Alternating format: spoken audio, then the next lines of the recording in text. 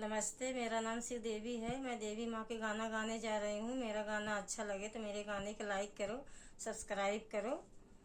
निमिया की डरिया मैया नावले झेलुआ हो कि झूली झूली ना, मैया गावेली गीतिया हो कि झूली झूली ना, मैया गावेली गीतिया हो कि झूली झूली ना।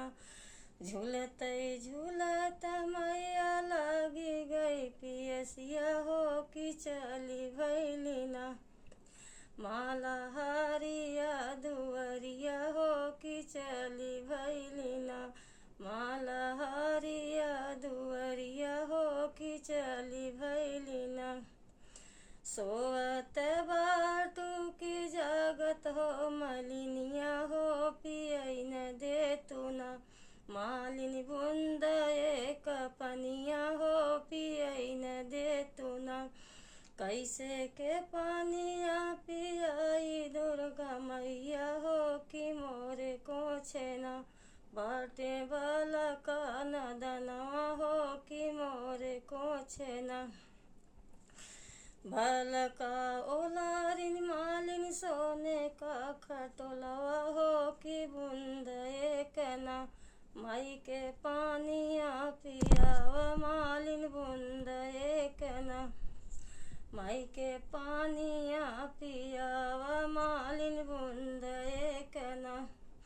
सोने के खटोलवा मैया टूटी फूटी जही हो कि भुइया लोरिहीना, मोर बालका नदनवा हो कि भुइया लोरिहीना। एक हाथेली सेवकिन गंगा जुड़े पनिया हो दूसरे हथवाना, मालिन लिहली सिंहासन पटवा हो कि दूसरे हथवाना, मालिन लिहली सिंहासन पटवा हो कि दूसरे हथवाना। जैसे तू हम का जुड़वायु हो मलिनिया हो कि वैसे मालिन पानिया तपी मैया बैठी जुड़े छहिया हो कि दे लगिना, मैया मालिन कैया सिसवा हो कि दे लगिना। पानिया तपी मैया बैठी जुड़े छहिया हो कि दे लगिना, मालिन के आशीषवा मैया दे लगिना। जैसे तू हम जुड़वायु हो मलिनिया हो कि वैसे वैसे ना, तोहरी धेरिया जुड़ही हो कि वैसे वैसे ना, तोहरी धेरिया जुड़ही मालिनी वैसे वैसे ना। धेरिया तबाटी मैया अपने ससुरवा हो पतोहिया मैया ना, बाटिया अपने नैहरवा हो पतोहिया मैया ना। धेरिया जुड़ही मैया अपने ससुरवा हो पतोहिया मालिना, हो पतोहिया मालिना।